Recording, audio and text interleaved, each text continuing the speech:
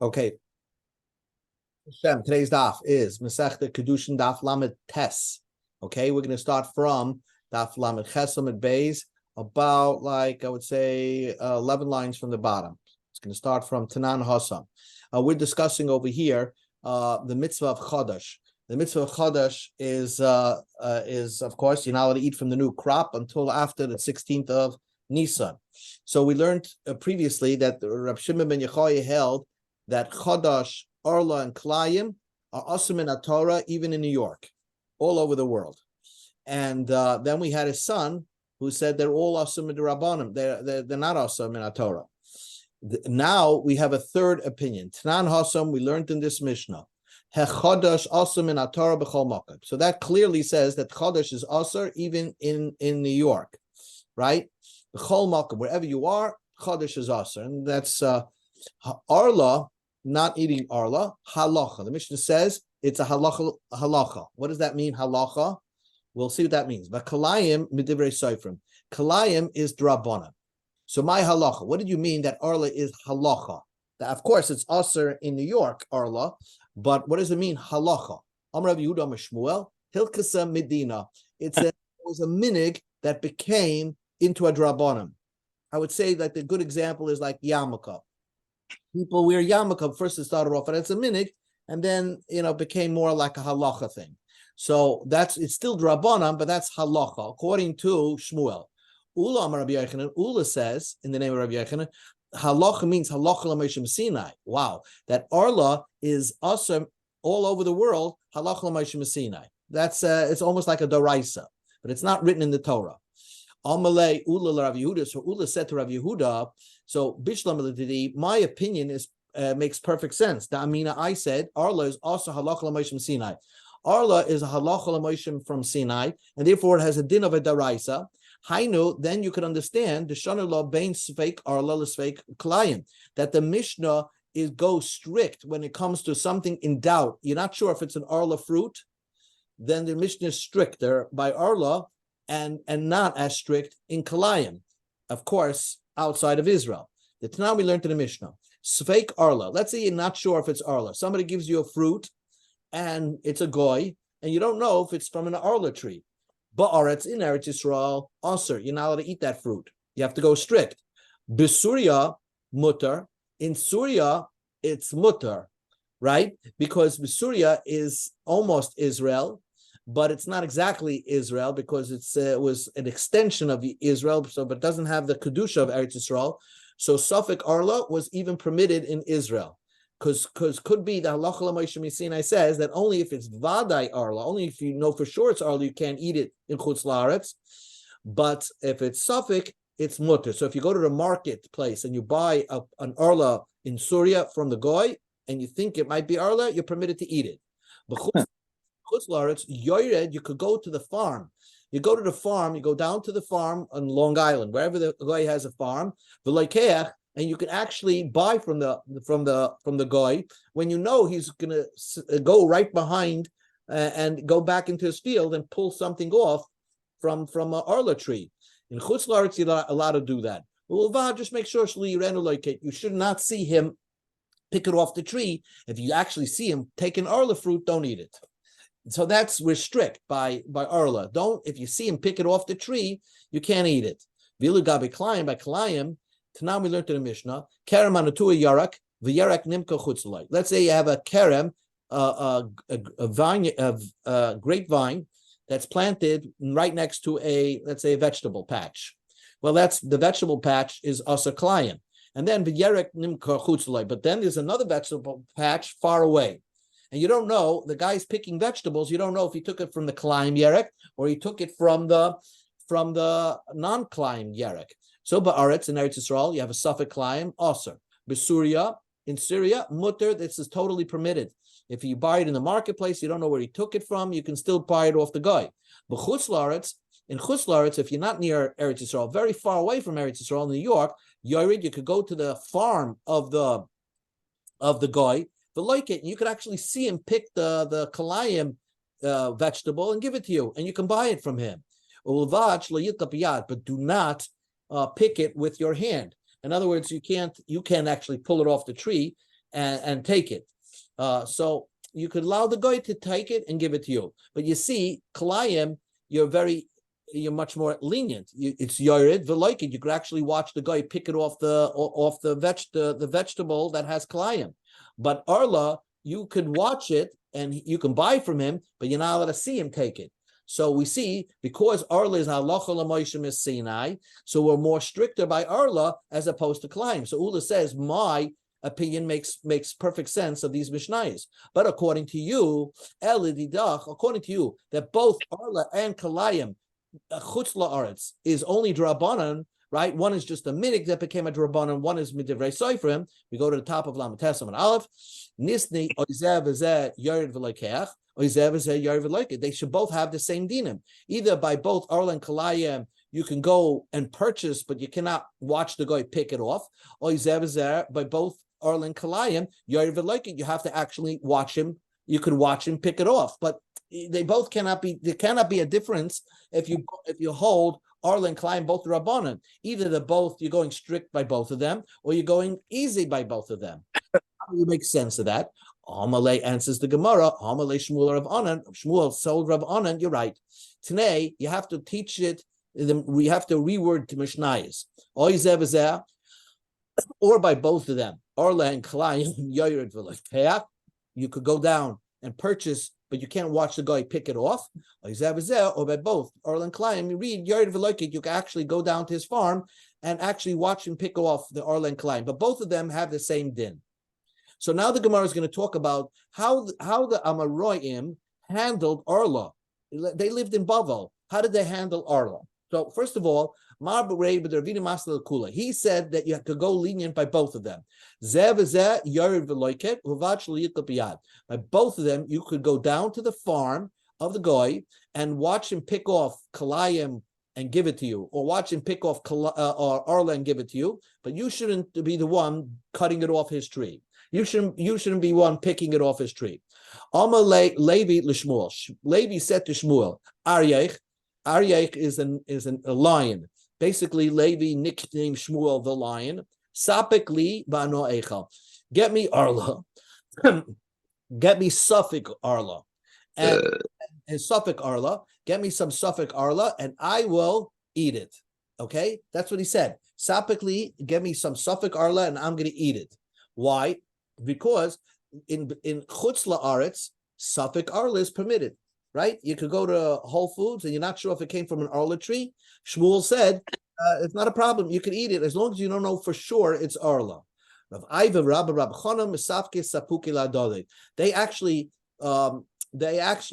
would feed each other Suffolk Arla. In other words, maybe they themselves know it was Arla, but when they gave it to the other person, let's say Rav Iva gave it to Rabbah, he didn't tell him it's Arla. He says it could be Arla, could be not Arla. So to Rabbah it was a suffix. So he would eat it. And Rabbah would do the same to Rav Iva. He would have Arla, but he wouldn't tell Rav Iva if it was Arla or not. And he would give it to eat. And Rav Iva would know that there's a good chance it's Arla, but he would eat it anyway. Because Suffolk Arla in Chutz La'aretz is mutar. Amrei Charifi de Pumbedisa. The sharp people of Pumbedisa. So these name of the sharpest in Pumbedisa, really sharp Amoraim, was Aifoi and Avimei, and they were the son of Rechava, and they lived in Pumbedisa. Ein Arla b'chusa. This is a brand new opinion. In New York, there's no such a thing of Arla. That's what they said. So this is a big novel thing. We always knew it's also the Rabbanan, at least, or maybe it's Allah Sinai. It comes along. The sharpest people of Pumbedisa said this Arla does not apply in Chutz La'aretz. So it was only in Eretz Yisrael. Shalchalei Rav Yehuda l'kamid Rav Nachman. So Rav Yehuda sent this opinion to Rav Yochanan. Shalchalei Rav Yochanan said, so Saim Sveika. Not only that, don't publicize in Chutz La'aretz that Suffolk Arla is permitted. Don't publicize that. The Abeid Vadoin, for certainly don't tell anybody that somebody said there's no Arla in Chutz La'aretz. V'hakreis al peiroseim, and make an announcement that anybody who finds fruits of Arla, shetu'unin geniza, you have to hide it. You can't benefit from it.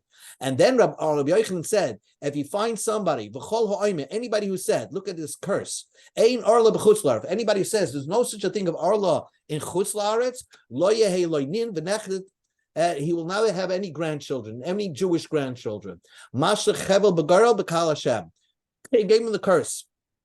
So that's strict. Rabbi Yochanan said that maybe Rabbi Yochanan held it's Rabbanan, but if people started hearing that there's an opinion that some say there is no Arlen Chutz La'aretz, the whole people are going to be very makel and go lenient on it. So now the question is, where did Achrifi, the Pumbedisa, come up with this idea that there's no Arlen Chutz La'aretz? I mean, they're just Amoraim. They can't make up their own opinion. The Indian commands to be related. Who did they hold like? Like they held like this price. Rab Lazar, Rab Yosef, Mishum Rab Yosef, Badu Maske, Sh'ama Mishum Yosef Glili, Sh'ama Mishum Yochanan Ben Nuri, Sh'ama Mishum Rab Lazar Hagadol. So there's a great tradition amongst many Amoraim. Ein Arla b'chutz la'aretz. There's no such thing of Arla and chutz la'aretz. So you can go to Whole Foods. You don't have to ask the manager if it's Arla. You can eat it. So Rabbi Lezer Hagadol, the great Rabbi Lezer, held that there's no Arla b'chutz la'aretz. Yet Rabbi Yochanan was very against this opinion.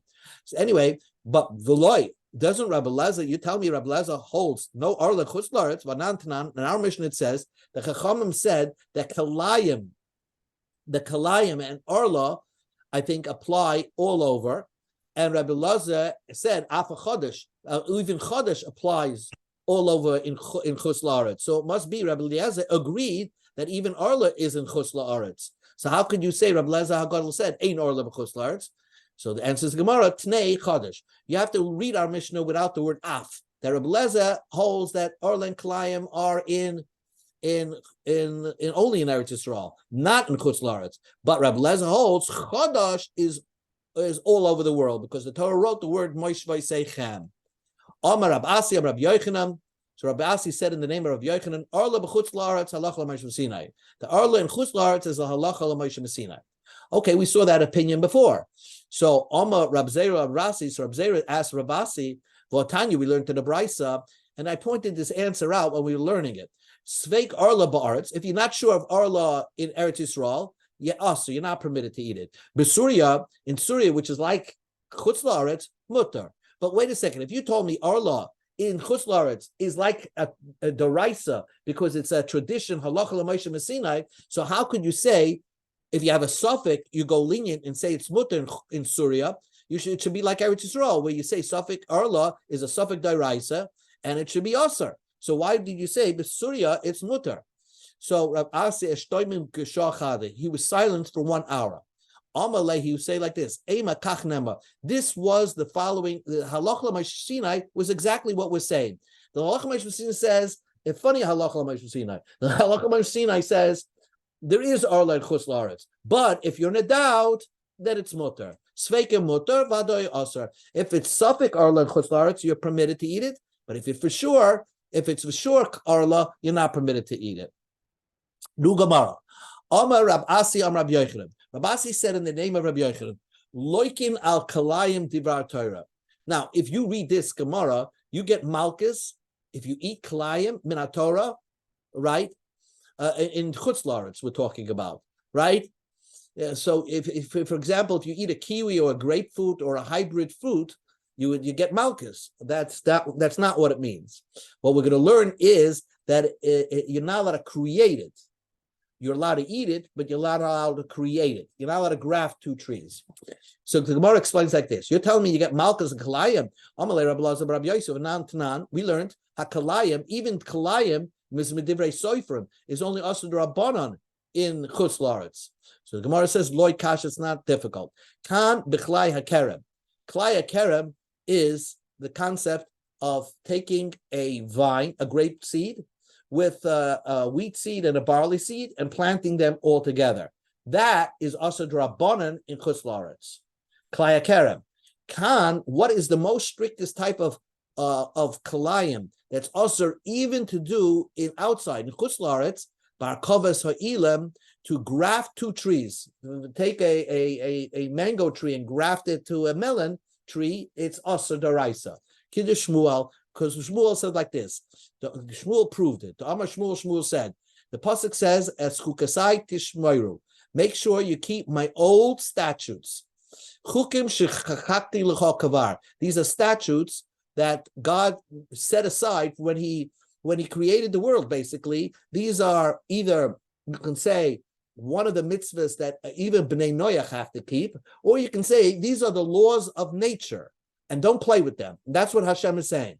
First, Hashem says, "Behem techol lo'isarbia kalayim."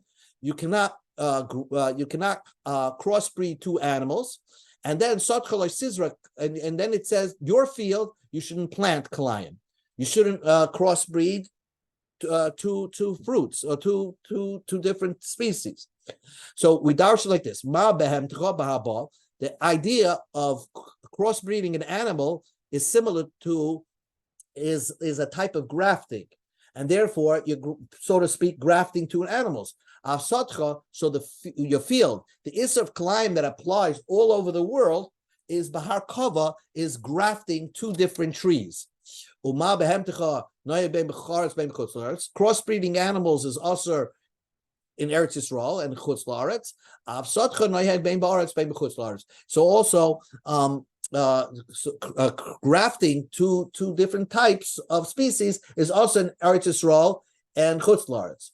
But the Gemara asks the question, but doesn't the Torah say Sadcha, your field? When does a Jew own a field? Only in Eretz Yisrael. So maybe this mitzvah of Kalayim only applies in Eretz Yisrael. And says the Gemara, Hahu l'mu'ute Yisraelim shebechutz la'aretz. It's both. It's planting two seeds of Kalayim, a wheat and a barley seed, and also Kalaya Kerem, which is planting a barley seed and a wheat seed and a grape seed all together. That planting it is asur, but grafting is not as permitted in Chutz La'aretz. Grafting is the only thing that's asur in Chutz La'aretz. Okay, so planting is permitted in Chutz La'aretz. Grafting is asur. Says the Gemara a story. Rav Chanan, Rav Ana, Shakli Ba'azai Baruchai. They were walking and tumbling on the road. Rav Anan and Rav Chanan.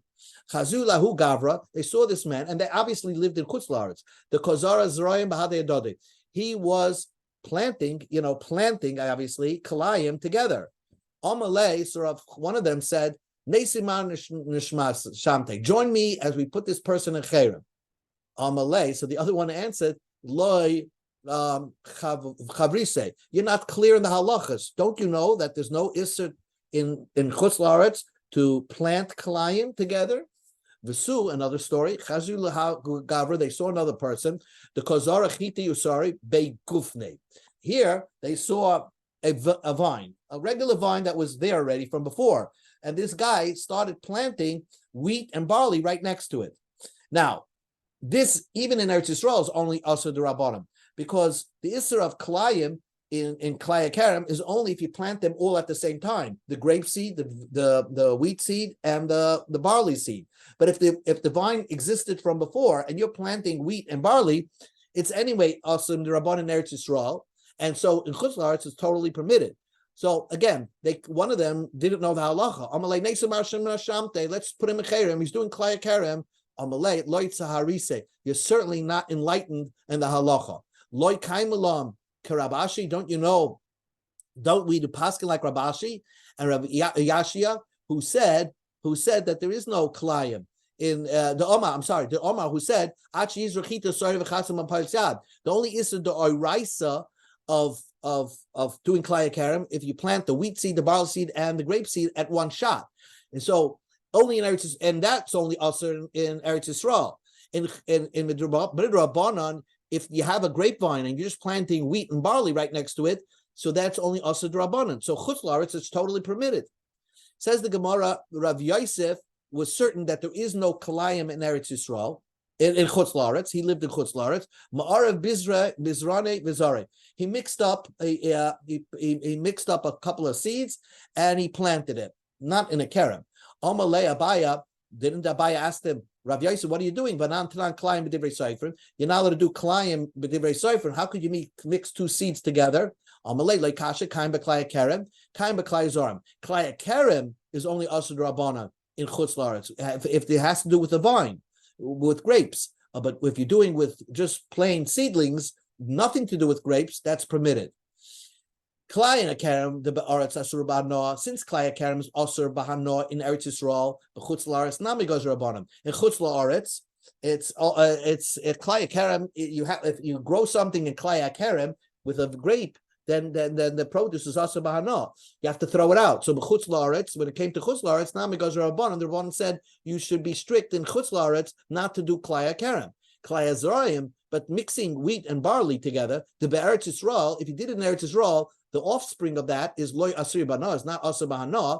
But chutz la'aretz nami legazer b'manon. So chutz la'aretz nami, they didn't make a gzera. If you could plant, a couple of wheat right next to barley, and it doesn't matter if you do that.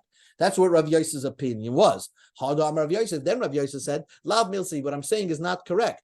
The Amri, because we said there was a story, the Rav Zora Ginsa, the Beirav. Rav had a vegetable patch where he drew the fruit, the food for the Bachrim in the yeshiva. So let's say he had peppers, one line of peppers, one line of cucumbers, one line of carrots. And Mishari, he put it in separate rows. Now, why didn't Rav put put the peppers and then plant the carrot right next to it? Why did he have to put it in separate rows? My time, why did he separate them? Because Rav was concerned that he's living in Bavel and it looks like Kalayim. So Rav is concerned about Kalayim with vegetables, peppers next to cucumbers, even in Chutz La'aretz. So we see that Kalai Yisrael applies even in Chutz La'aretz. Amalei said, Bishlama I Ashmi'ina. We go to Amud Beis. I Ashmina Arba al Abba Ruchas Rogav Achas Ba'amsa Shapa. If you tell me that Rav was so careful that he planted, let's say, the peppers, and then, many, many feet away, he planted the cucumbers, and then many, many feet away, he planted the carrots, then I would believe you that Rav was concerned about Kalayim. But here, the story was he actually planted one next to another. So underneath the ground, each type was nourishing from the other type. So he wasn't concerned about Kalayim. So then why did he put them in separate rows? Why did he say the carrots should be here, the next row should be cucumbers, the next row should be peppers? Why did he do that? Elahacha over here, because it looks nicer that way. When it looks all mixed up, it's not aesthetically nice, and he's representing yeshiva, so you have to make it nice. Let's say the cook in the yeshiva, he had to know where the cucumbers are and where the carrots are, so you have to make it in order for him, so he would have an easier time picking the food for the yeshiva boys. So he had to have it in order. But really, Rav was not concerned about Kalai Yisrael in Chutz La'aretz. Okay, we just finished this Mishnah. We have a bunch of halachas about Chodesh, if it's Aser in New York or not Aser in New York, or Arla or Kalayim. Different opinions. We go to the next Mishnah. It's very important. It's very timely for the Zman that we're in. Mishnah says, if you do one mitzvah, then you get, everything will be good to you in this world. You get arichas yamim, v'noicheles haaretz, and you're going to eventually stand up tchiyas amesim and live forever. If you do just one mitzvah. But if you don't do one mitzvah, you're not going to have it good in this world. You're not going to have arichas yamim. You're not going to get up for tchiyas amesim. So this Mishnah means to say is that you do any mitzvah. Let's say you do the mitzvah of Hashavas Aveda, so automatically you're going to have it great in this world. Says the Gemara, Raminu, I'll ask you a stira. The Mishnah seems to imply that any mitzvah you can get reward in this world. But we say every day in davening, the following mitzvahs, a person can get reward in this world. In other words, all mitzvahs, tefillin, Hashavas Aveda, you're not going to get reward in this world. The following mitzvahs, you're going to get reward in this world, but you're not losing the principle. The principle is like it's a guaranteed annuity or something like that. It's guaranteed the principle, but you could eat some of the produce of it even in this world. Making peace between two friends, the Talmud Torah, because it leads to action. Kinega Kula is certainly corresponds to all of them. But the point is that there are only a few mitzvahs that you can get rewarded in this world. What does our Mishnah seem to say? That with one mitzvah you can get rewards in this world. Amar Rav Yehuda said, this is what our Mishnah means to say. If you do, if you're going to do one mitzvah that puts you over the scale, that's what our Mishnah. And it's a very strange pshat in Rashi, but we'll learn it this way, that the Mishnah is referring to one particular type of person, and he has a 50-50 scale. He's exactly 50 averis, 50 mitzvahs. 50% is averis, 50% of mitzvahs. If he tips the scale, so now he did one mitzvah that's over more than his chuyos, then he'll have it good in this world. He'll have it great. He's now 51%, and therefore he's going to have a nice life. It'll be as if he was kept the entire Torah. So the Gemara understood. Michlal dahana chapilu b'chad nami. What does the Mishnah in Elu Dvarim mean to say? If a person has like 90% averis and he does hachnasus archem, he's going to have it good in this world. Is that what the Mishnah in Elu Dvarim means to say? But at the end of the day, he's mostly full of averis. There, the taich is a little different. By Elu Dvarim is if you're exactly in the middle,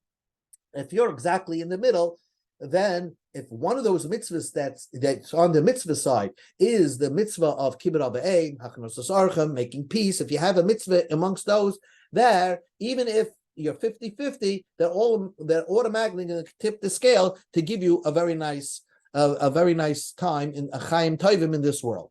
It's a very strange way to learn the pshat in the Mishnah because it seems that we're talking about a specific type of person that's exactly 50-50. And it's very hard to understand that. I mean, I have another pshat that the Torah, that what it means to say is, kol oisa mitzvah achas means that you did one mitzvah 100%. In other words, every mitzvah is graded like a test score. And therefore you could do 70% and you still pass the mitzvah.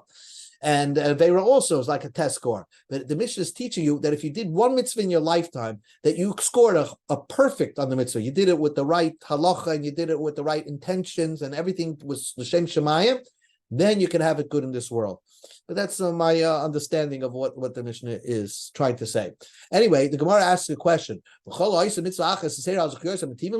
telling me you can get reward in this world. You just need to do one mitzvah that tips the scale. Ureminu, I'll ask you a question. If your zchusim are more than your averis, so now you're 80% merits and 20% of sins. The Mishnah says just the opposite. Marina law, you're going to have a bad time in this world. You're not going to have it good in this world because they're going to try to clean you up from all your averis so that when you get to the next world, you're going to have a bad life, and when you get to the next world, you'll have it good. Your life will be it'll be like as if you burnt the whole Torah, and you didn't leave. You did every avera in the book. You're going to have such a life that you're going to did every avera in the book.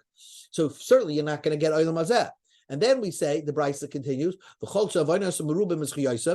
your averas are more than your schusim, you'll have it good. Right? You're gonna have it. You're gonna have it good. You're gonna have it. You're gonna have.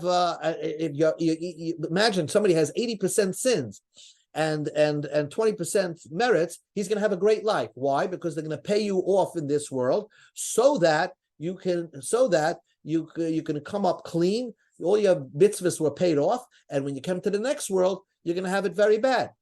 What you do see is that just because you have more mitzvahs, just the opposite. They're not going to give you a good life in this world.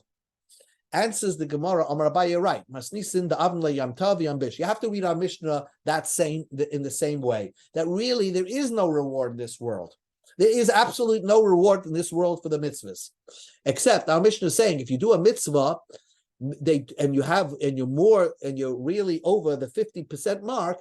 They do something good for you by paying you for your averis in this world so that you'll have a good life in the next world. And the opposite, that's called Yom Tiv. You'll have a good in the next world. And if you don't do a mitzvah achas and you have more averis than mitzvahs, then you're not going to have it good in this world. And so that they'll pay you off in this world. And when you get to the next world, it's going to be not so good for you there. So that's Abaye's interpretation. Rava says there could be that our Mishnah holds there is reward in this world, and the way we learned till now there is reward in this world. Rava Hamani, that brisa that says there is no reward in this world is Rabbi Yaakov. It's the opinion of Raka. Don't expect any reward from your deeds in this world. The Tanya we learned in the Brisa, Rabbi Yaakov says, any mitzvah in the Torah, that even if the Torah says, oh, you're going to have a long life and it's going to be great if you do this mitzvah, that has nothing, don't take it literally. It has to do with after you die and you get up to Chiyas, then it's going to be good for you. And he brings a case that Rabbi Yaakov witnessed. And that that drove him to his opinion. For example, the Torah says kibbut aveim. If you do kibbut aveim, you'll have a good life and you have a long life. By the mitzvah of Shluach HaKan, the Torah says, which is a light mitzvah, it'll be good for you. You're going to have it good. You're going to have a long life.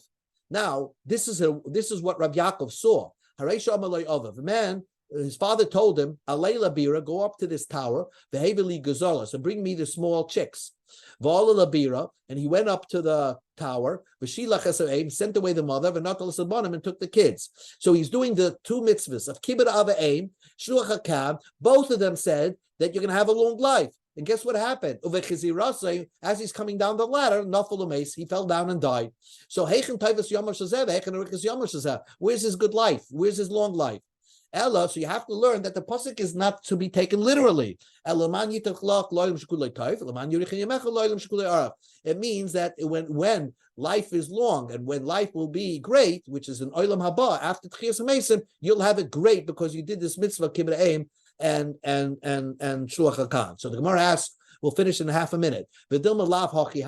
Maybe this story never happened. So the Gemara says, Rav Yaakov Ma'aseh Chaza. He actually saw this story happen. He saw a kid listen to his father, went up the tower to do Shluach HaKan, and as he came off the ladder, he fell down. And he died. So the Gemara asks, maybe he was thinking about doing an Aveira. And that's why, while he was doing that mitzvah, he was thinking about, I'm going to do an Aveira, and that's why he died. So the Gemara says, if you think about, I'm going to do an Aveira, right, the Kadosh Baruch Hu doesn't consider that an Aveira until you actually do it. So the Gemara says, maybe he was thinking as he's going up the ladder, I'm going to do Avodah Zarah one day. When it comes to thinking about that you're going to worship idols, the Torah says that even the thought that you're going to do something is the Aveira itself. It's considered as if you did it. So the Gemara says that's what Rabbi Yaakov was saying. If you're going to think that there is reward in this mitzvah, this world, why didn't the mitzvah protect him? Maybe the mitzvah should have protected him. The kibbut avei mitzvah, shluach HaKam mitzvah should have protected him that he shouldn't even think about doing an aveira of avodah zarah. The fact that it didn't protect him shows you that there is no protection, there is no schar in this world. So the Gemara concludes with the following two questions. For Amar Rab Lezer just doesn't understand. How does the story make sense? His father sent him on a shliach mitzvah. We have a raya from Psukim, the shluchim mitzvah. If you're sent to do a mitzvah, ein zaken, nothing bad can happen to you. So the Gemara first says, when you're going on the way to the mitzvah, yes, shani. But over here, he was on his way back from the mitzvah. Actually, as the way Taisa says, he threw the birds to his father. So he's coming down the ladder. So he was not involved in the mitzvah. That's why he was damaged. So the Gemara says, Rab Lezer says, Rab Lezer says, if you're sent to do a mitzvah, you're not going to get that. Nothing bad is going to happen to you on the way going to do the mitzvah and on the way coming back from the mitzvah. And says the Gemara, Su'ulam Ru'u Hava, the Kviya Hazeka. This was a shaky ladder, and the Kviya Hazeka, if there was a high statistics, that a high chance that this shaky ladder, it was a dangerous thing that he did, you don't rely that a miracle is going to happen. In that context, Shmuel did not want to rely on a nace, even though he was a shliach mitzvah, because whenever you're involved in something that's very dangerous, you can't rely that you're going to be saved just because you're doing a mitzvah. And the kid made a mistake. He shouldn't have taken the shaky ladder, which was a high probability that he was going to fall down. Finally, the Gemara ends off like this. Rabbi Yaakov, we just saw his opinion that says there's no schar in the next world. Rabbi Yosef, Rabbi Yaakov, if Acher is the Tana who went off the derech and he became an apostate and he didn't believe anymore in Torah Shabbat Peh, if he would have darshan this pasuk like Rabbi Yaakov, his grandson, the son of his daughter, he wouldn't have sinned. So what caused Acher to go off the derech? He saw the same story. A kid listened to his father, did shluach HaKan, and got killed. So he said, the Torah must not be true. So that's why he went off. He didn't believe in the Torah anymore. Others say what turned him off was he saw one of the Rabbi Chutzpis, who was a great tzaddik, and he was the one that help people give speeches. He was a great tzaddik, and during the time of the Churban, or during that period, he saw that a pig was dragging his tongue all around the streets. Omar, he said, this mouth that said pearls coming out of his mouth. He said so much Torah. Now it should be wiping the floor of dirt. So it can't be the truth. Where's God? In other words, he saw Auschwitz, and now he's asking, where's God? So Nafak, he went and he gave up on the religion, and Chata, he sinned. So we see that if he would have learned, like Rav Yankov, his grandson, that there's no reward in this world, he wouldn't have gone off the Dvarach. So Atem Adveikim Hashem, Elokechem, Chaim Kilchem Hayom.